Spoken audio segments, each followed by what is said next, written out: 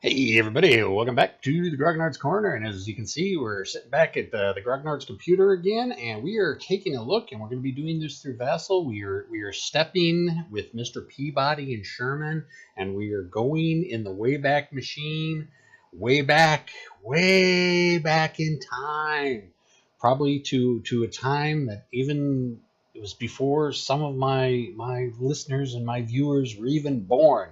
Going back to 1978, Avalon Hill released a game called Source of the Nile. Now, this wasn't a game that Avalon Hill designed. It was originally released by a company called Decision Games, also in 1978, early 1978. And Avalon Hill, as they did with a lot of their titles, bought out the rights from a different company, and then went ahead and republished it under their own title, thinking that they'd make money off of it. Now, there's a good chance that not many of you have ever heard of this game, even fewer still who have ever seen it, and even fewer still who probably ever played it. I have seen a grand total of 2 copies my entire life. I've got a buddy of mine who actually owns a copy, and when he passes away, I've got kind of first crack at his games library. So not that I'm wishing that he dies anytime soon, but he's got a nice library. Um, and the other copy I think was in the store, my local gaming store that I used to frequent way back in the early 80s. Now, Source of the Nile is actually kind of a pretty cool game. It didn't get a lot of hype because it's not your traditional war game. The game can't support up to 6 players, but when you get down to it, it really doesn't matter how many players there are because none of the players can interact with each other. There's nothing you can do to interfere, help, hinder anything any of the other players. It all comes down to how many points you can score. So for that aspect, it's kind of like a Euro game where you're more playing against the system than you are against your opponents. Um, but it also makes it a wonderful solitaire game. And when you do it solitaire, you're pretty much just trying to stay alive. I've played this game several times, and it's not easy. The coolest thing about it, a little bit of history of what the game is. This game basically set in the 1830s. When Napoleonic Wars were over, Europe was recovering from that, and the desire to explore the dark continent of Africa was really starting to increase in the European communities, and they wanted to know, well, what's inside there. Where does this big river, the Nile, start at? Because you got to remember, by the 1830s, most of Africa hadn't even been touched yet. In fact, I remember even up until the 1950s. I think the 1950s was when they finally actually got boots on the ground to a lot of these places that had never been explored before. And so the game you take the role of an explorer in the 1830s with an expedition going in and exploring Africa. It's a game of exploration. You don't know what's out there, so you're going out there to discover it. That's what makes this game so cool, is because, as you can see, most of the map is not filled in at all. We don't know what's here. As an explorer, we have to go out there and find it. I always thought that was really damn cool. Because you roll randomly for terrain and all this other stuff. And the best thing about this game is when it first came out, it was printed on a highly laminated, highly glossy map board, and you were given crayons. And you used the crayons to actually draw in the different terrain symbols in a new hex whenever you moved into it. And when the game was done, you just wiped it off and continue on. So no 2 games are ever exactly alike. What else did I want to say about it? And like I said, it also makes a great educational tool because, especially for like junior hires, uh, giving them the opportunity to explore a continent and give them an idea of what exploration back in the 1830s, 1840s was like, just in general in the 1800s, going into Africa. Uh, as I said, it didn't get a lot of hype from Avalon Hill because it wasn't your traditional war game and it wasn't your traditional competitive game. I think the original print run, like most Avalon Hill games, I think was around 30,000 copies, but it only ever had the one print run, not like Squad Leader that had 10 plus print runs, or Panzerblitz, Panzerleader that had 5 or 6 print runs each. Kind of tough to get your hands on a copy of this. Usually they don't go for that much when you do find them because there's not that big a demand for the game, but it's still really tough to get your hands on. So the object of the game is you start off with $1,000 and you outfit your expedition that way, and you also have to choose what type of I don't want to say class, thinking more in D&D terms, your profession. And there's several different professions, like 8 or 9 different professions, and each profession gives you different victory points on different things that you accomplish in the game. Like an explorer will get a little bit of victory points for everything he discovers. You have an archaeologist, well, sometimes you'll come across a fossil and you'll get some big victory points for that. Journalists, they get victory points for everything. There's anthropologists, entomologists, and just a whole plethora of different types of professions you can do. And that determines, where your victory points come from. And the whole point of the game is at the end of the game, whoever has 75 victory points wins. Don't see a lot of games getting to that point because usually your expeditions are wiped out well before then. But it is what it is. So I went ahead and already set up my Explorer and did all the kind of the background administration. I went with a blue Explorer.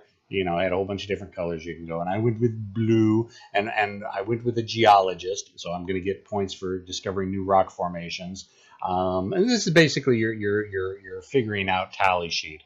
So you got $1,000. So I'll write down like here, like expedition total cost 1,000. Ascaris are kind of warriors, native warriors. They cost 50 each. Bearers, which you need to carry everything, $10 each. Guides, you always need a guide. And I like going with canoes. Now there's 4 ways you can travel: on foot, which is really slow; by horse or camel, which can get really, I don't want to say expensive, but you got to carry a lot of food and water with you for those. And there's by canoe. I always like going by canoe because you can move faster on the river. So we're going with a canoe expedition this time. So again, we have ride mount animals, pack mount animals, and rations, gifts, muskets, all that other good stuff. And then you've got your portage cost here, which determines how many bearers you're going to need.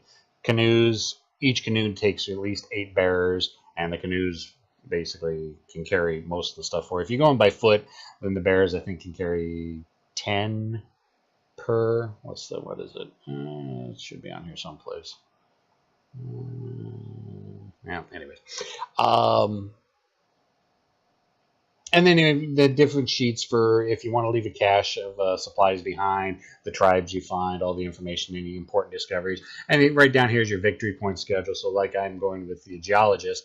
So mapping anything, jungle will give me 1 victory point, lake will give me 1, desert mountain will give me 2 each. And it just different highest mountains, 8, all these different. And if you notice from each profession is the different victory points. For like an anthropologist, doesn't get that many points for discovering terrain. However, if you look down, he will get,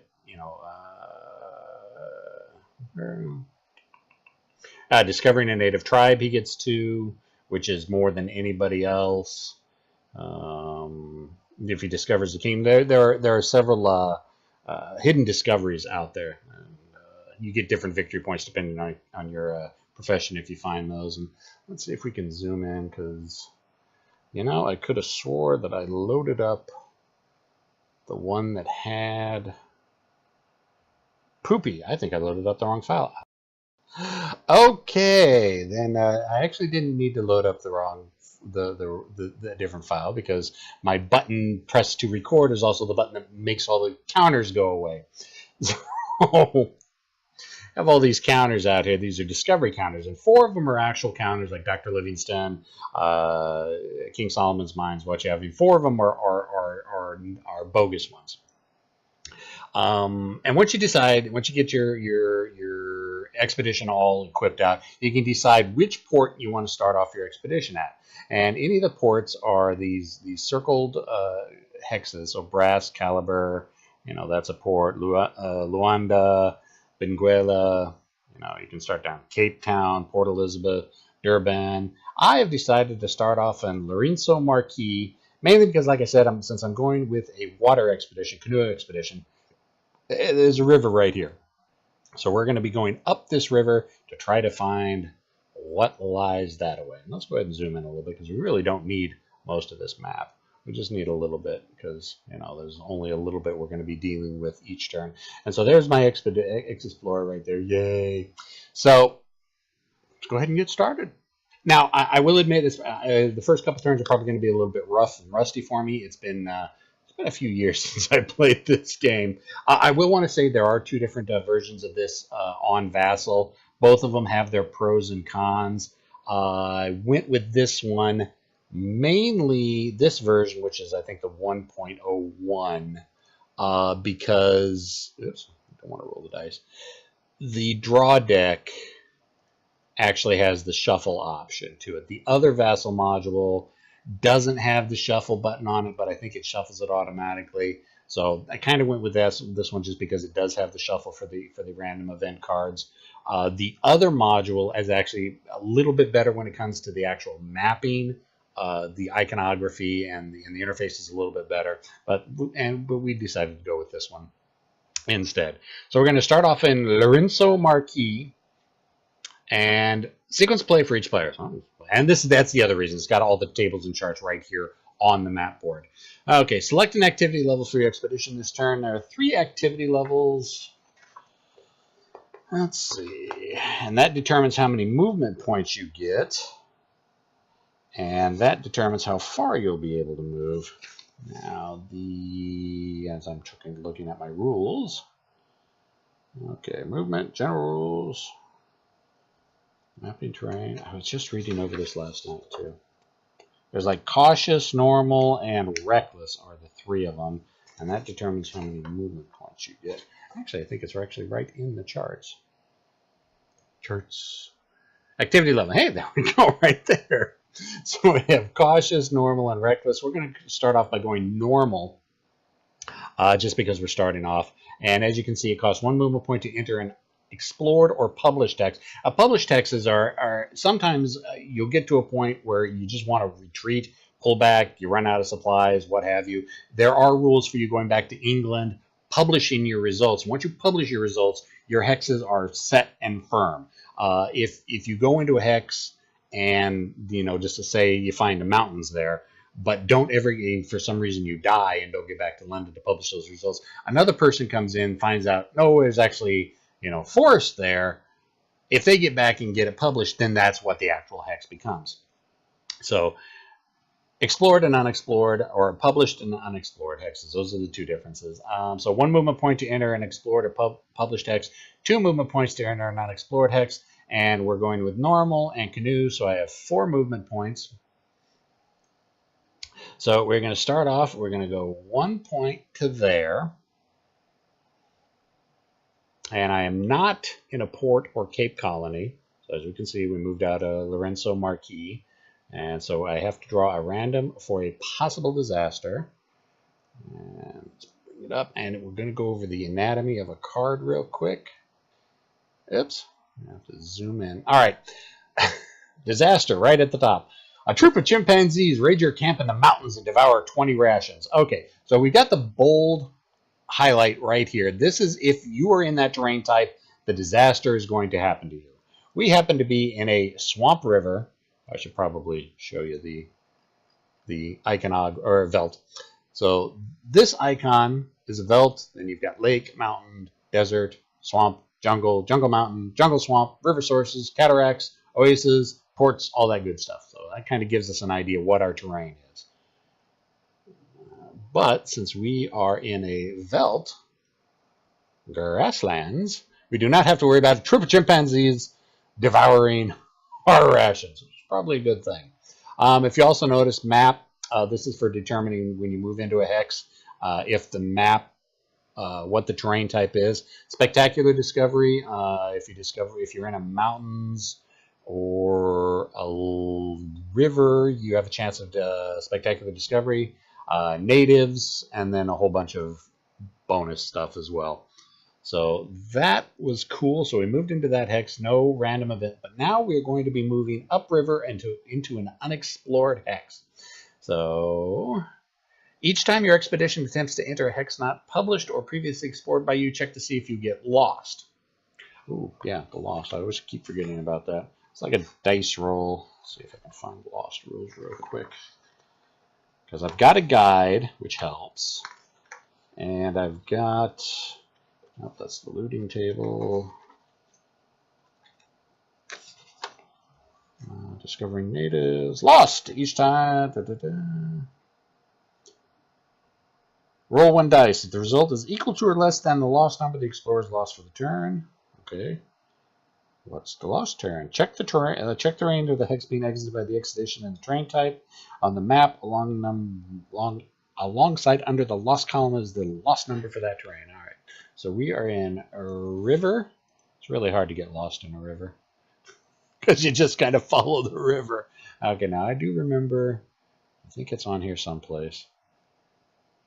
Hunting table. Okay. No, that's not the lost table. Ah, there's the lost right there. It is Velt River, but it is a river we're following because that's the primary terrain we're following. So the number is a 2 or less, and if I have a guide with the expedition, I subtract 1 from that roll, and so if I roll a 1, I'm going to get lost. That's rather embarrassing, getting lost on a river. But you know, I'd be able to do that. I would. All right, so roll to 5. We're fine. We don't get lost. Yay. Now, for each unexplored hex entered, because we are entering that hex right there, draw 1 event card to determine the terrain type. Now, this is where it gets a little bit funky on how to determine the terrain. So let's draw a new terrain card, and let's look under map. Is it under map? It is under map. Okay. Terrain to the... Okay. I had this down. I could have swore I had this down. Okay. Mapping.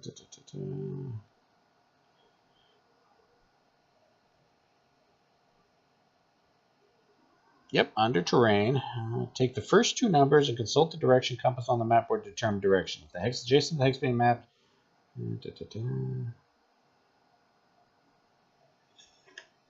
Terrain. So there's only 1 number, which is 2.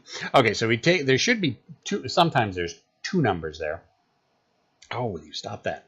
So we take a look at 2, and we consult the map compass. So we have to look to the 2 direction of the hex we are now in. And if that direction, which is actually going to be a veld, matches the terrain type, which is a lake, then we would have a lake there. And actually, since there's supposed to be usually 2 numbers, you check both directions. So there's a good chance if you're in a terrain type, the adjacent terrain is going to be the same type. If there is not, okay, if the second adjacent, oh no, okay, we did that wrong.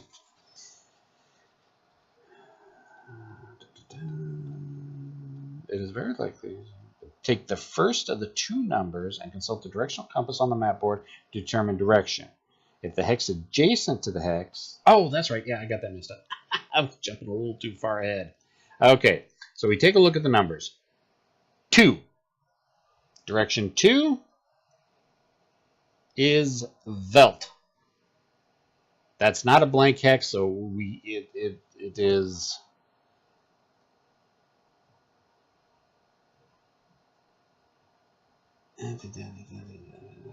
Take the first of the 2 numbers and consult the directional compass on the map board to determine direction. If the hex adjacent to the hex being mapped in the direction indicated by the compass is not blank, then the basic terrain in the map will be the same. All right, so we looked at the 2 to the veld.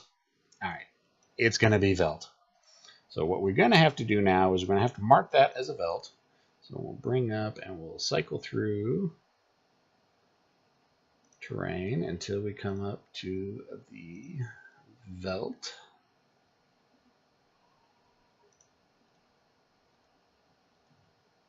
And unfortunately, the Control T does not work.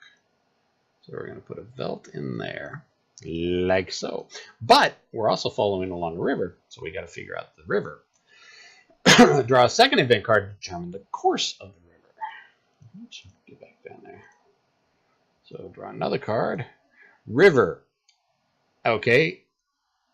Now there are two states that a river can be in. It can be in state A or state B.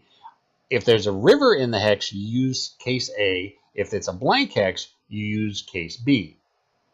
But yeah, see, there's those two numbers like I was talking about. So river A forks. Okay, great. Now we've got a river in here that forks. Now we have to figure out which direction the rivers fork out of. Guess how we do that? Draw another terrain card. 6 and 4. So it will be in directions. Actually, since it's coming out, yes, it'll fork in directions 6 and 4. And 1, 2, 3, 4. It can't fork down into here because this is a published hex. 5, 6. So the river will actually continue. It doesn't actually fork because you cannot have a river fork into an already published known hex. So since it would have gone into 4 and 6, we ignore the 4, but it does continue into hex side 6. So we're going to continue the river along. And let's see, reset terrain and cycle river incoming, because the river is incoming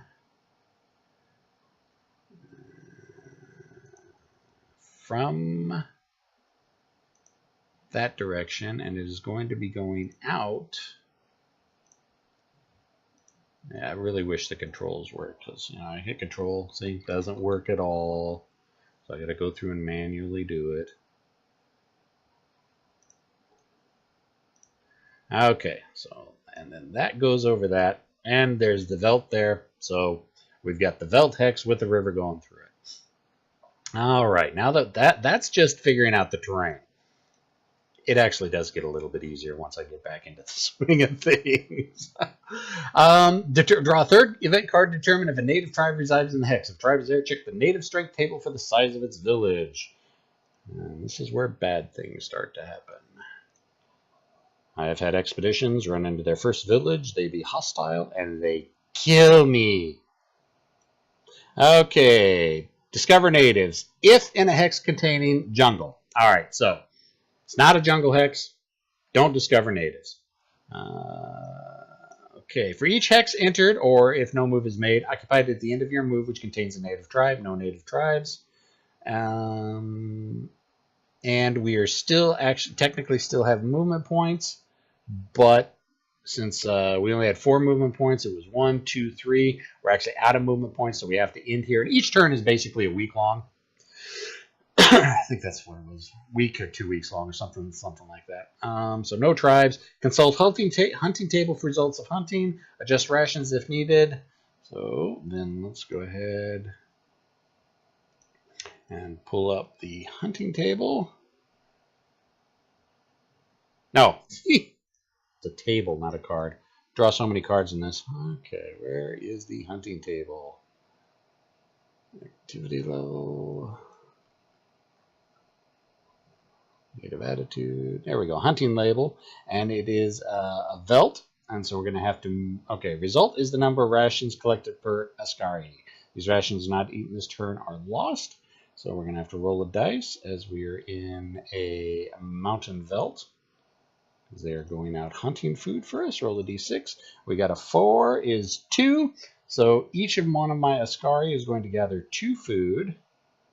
And let's take a look at how many Ascaris I have. I have 6, so I get 12 food.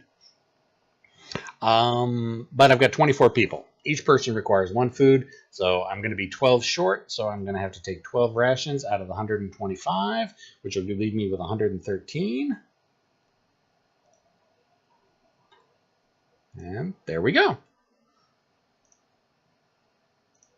And now we draw another event card for possible bonuses received.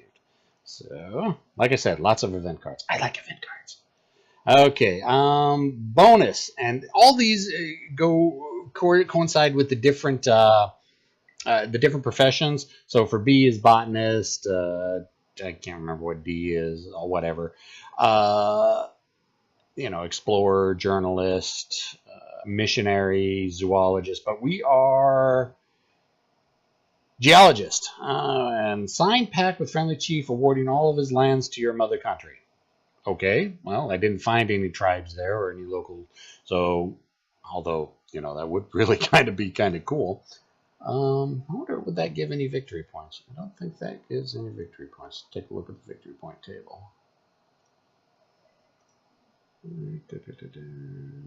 Results of, oh, that's combat. That would be on my chart. Wrong chart, Devin. Okay, Victor, let's see. River and Hex highest interview. Yeah.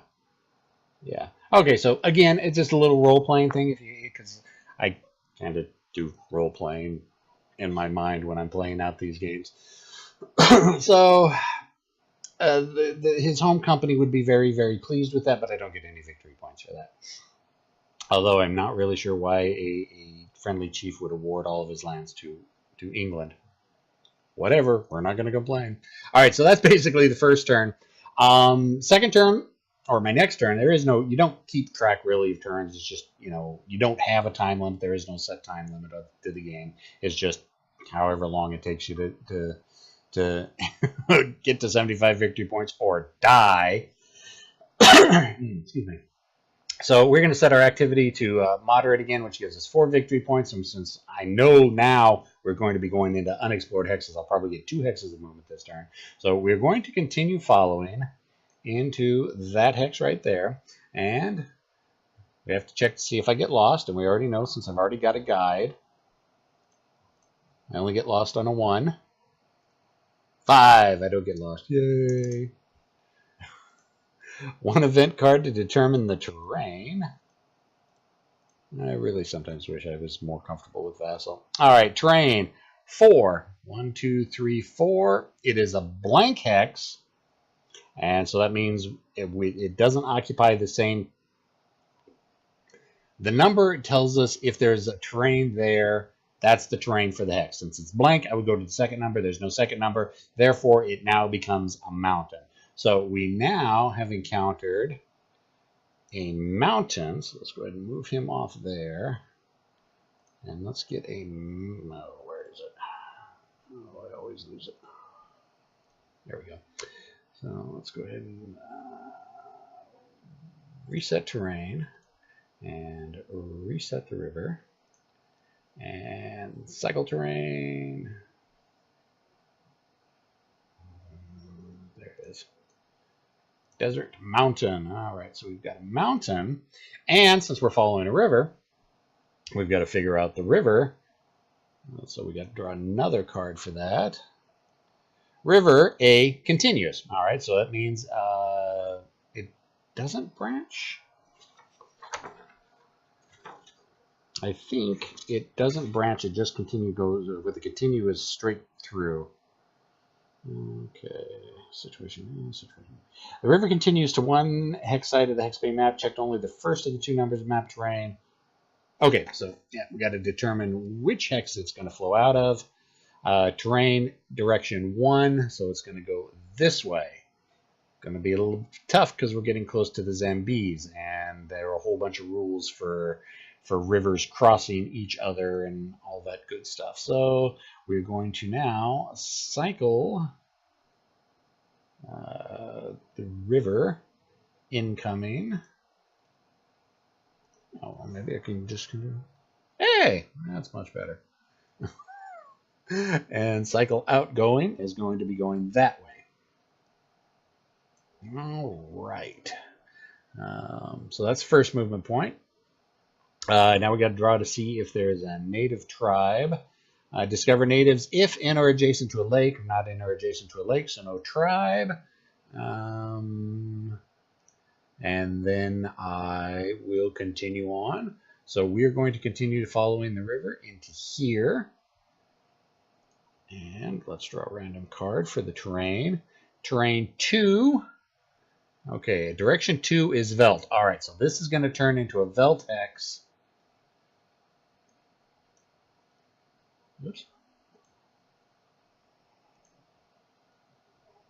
Oops, I'm going to have to grab a piece first. Okay, I see how they do that.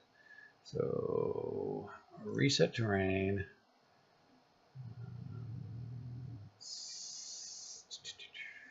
Cycle terrain. Let's just grab that so we can stick it in the hex. And okay, so there's going to be a veld there, and we know that there's a river coming in. So river incoming.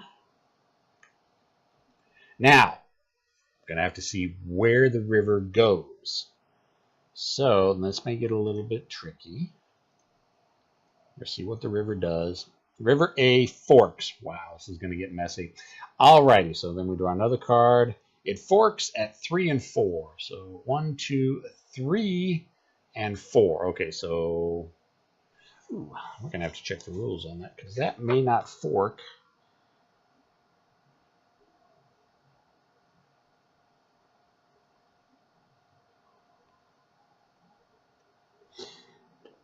Okay, if one of the two adjacent hexes is impassable, or if there's only one number, the two branches simply rejoin into one branch. They have run around each side of a large island which points to the adjacent hex. If one of the two adjacent hexes is impassable, or if there's only one number,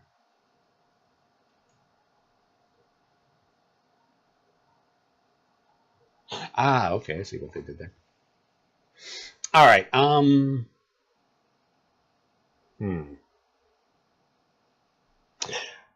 getting into a little bit of a problem because you see this little number right here, this 13. That means that river has to have that many hexes in it before the river can end. So drainage basin recovery.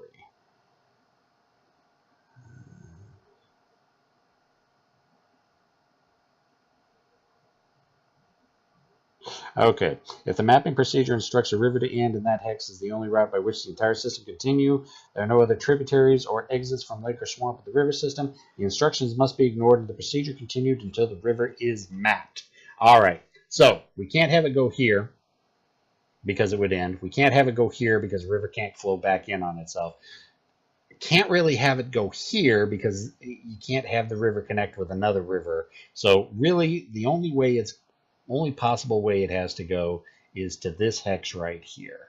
So let's go ahead and cycle outgoing to right there. All right, that was my 2 movement points, or my 4 movement points, really. We need to see if there's a tribe here. We don't need that right now. Okay.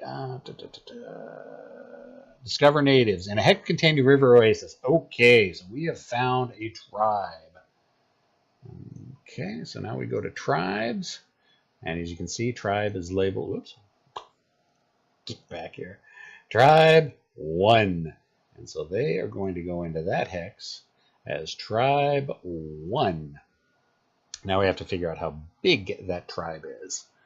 So, let's see. Native strength table. Range to the nearest port in hexes. So, we have 1, 2, 3, 4. 1, 2, 3. Okay, so it's 4 hexes away from the nearest port. Actually, let's just open up the charts. Native strength. Roll a d6. 1. Okay, so it's 4 to 5 hexes away, so it is a small tribe. Let's go ahead and open up our chart here. Whoops, that is not the chart I wanted. Where's the native chart? Oh, there we go.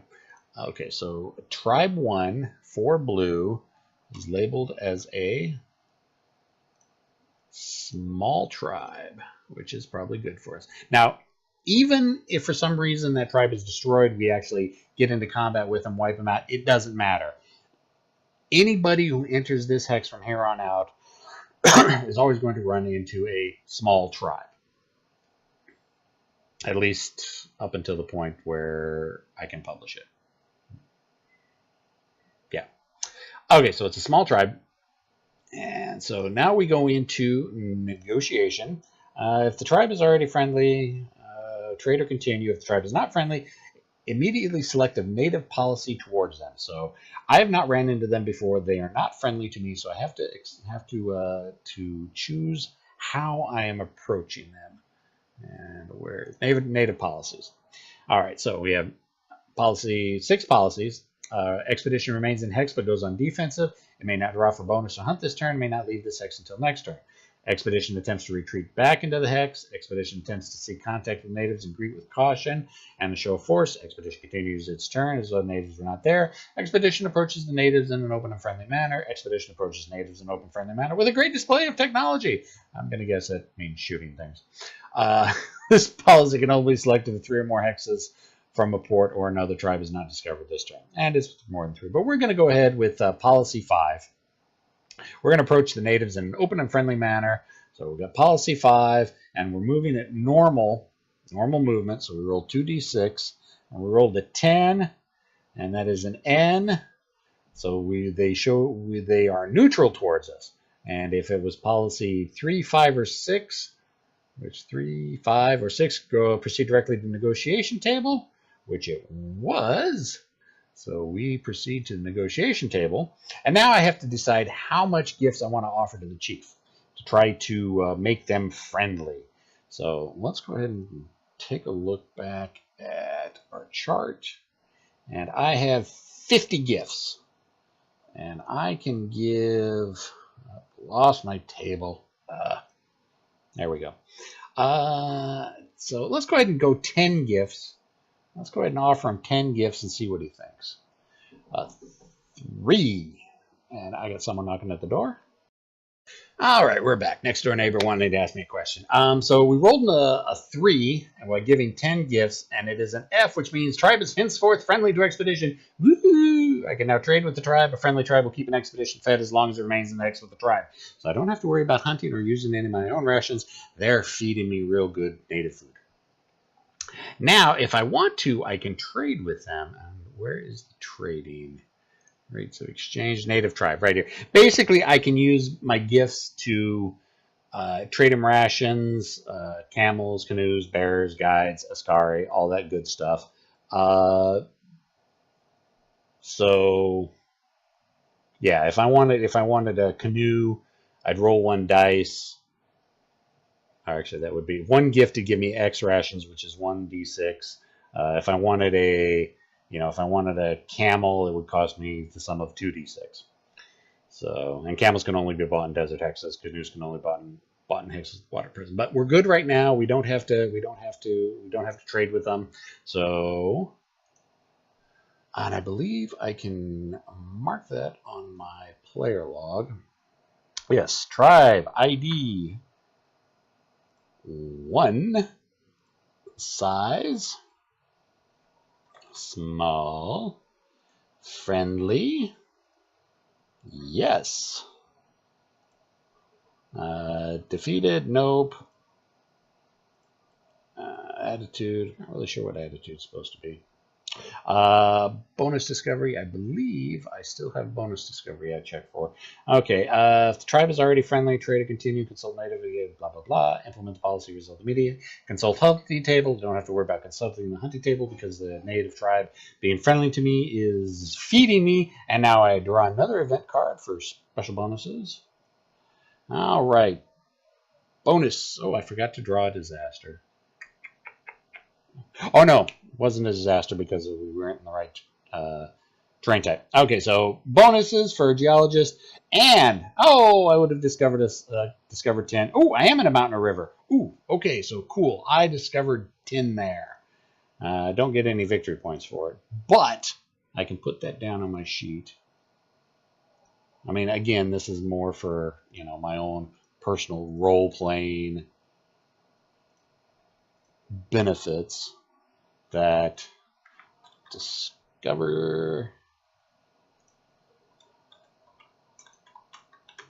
10 in X.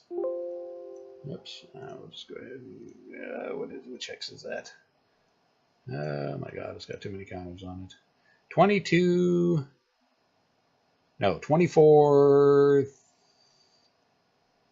28.